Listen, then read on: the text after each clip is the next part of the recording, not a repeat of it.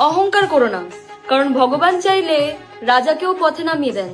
আজকে ফকির কাল সে রাজা, মজার দুনিয়ায়।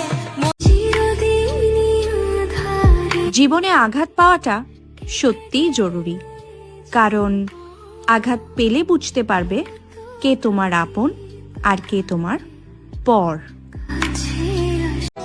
ঠিক সময়ে ভুল জায়গা থেকে বেরিয়ে যাওয়াই উচিত। দরকার পড়লে নিজেকে খারাপ করে হলেও ওই জায়গা থেকে বেরিয়ে যাও। কথায় আছে না যে ওই জানলাটাই বন্ধ করে দেওয়া উচিত যেটা তোমায় কষ্ট দেয়, সে ওই জানলা থেকে যত সুন্দরী ভিউ দেখা যাক না কেন।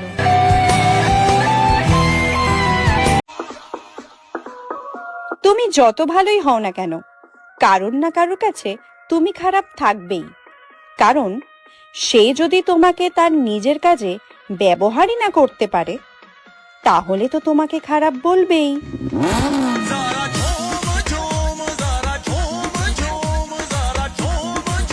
তোমার পেছনেই তোমায় নিয়ে সমালোচনা করে যারা, তাদের তোমার পেছনেই রাখো, কারণ তারা তোমার পাশে থাকার যোগ্যতা রাখে না।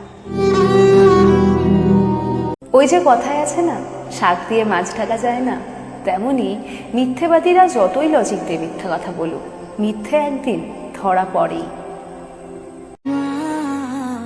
মানুষকে খুশি রাখতে পারার মতো কঠিন কাজ এই পৃথিবীতে আর একটাও নেই। সামান্য স্বার্থে ঘা লাগলে মানুষ তার পূর্বের সব ভালো কাজ এক নিমেষে ভুলে যেতে পারে। এটাই বাস্তব।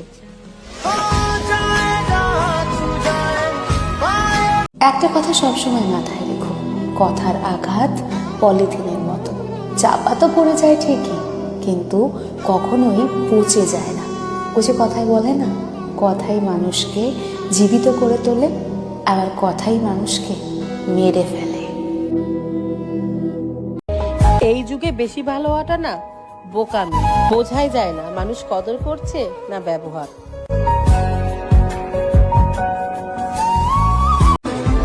প্রতিশোধ নেওয়ার দরকার নেই, যে যেমন কর্ম করবে তেমনই ফল পাবে। অপেক্ষা শুধু সময়ের।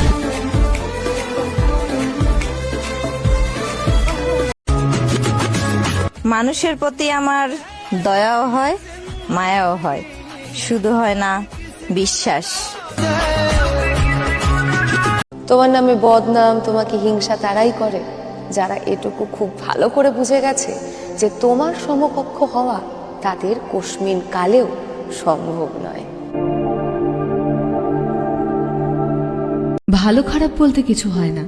আসলে কি বলুন তো, আপনি যতদিন মানুষের মন রাখতে পারবেন ততদিন আপনি তার কাছে ভালো, আর না রাখতে পারলে খারাপ। সব সময় চুপ থাকতে নেই, কিছু কিছু সময় ঘুরিয়ে পাল্টা উত্তরটাও দিতে হয়। না হলে কিছু কিছু মানুষ তাদের অকাতটা ভুলে যায়।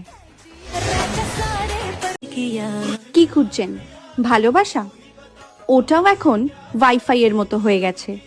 কাছে থাকলে ততক্ষণ ঠিক আছে, দূরে গেলেই সার্চিং ফর নিউ ডিভাইস।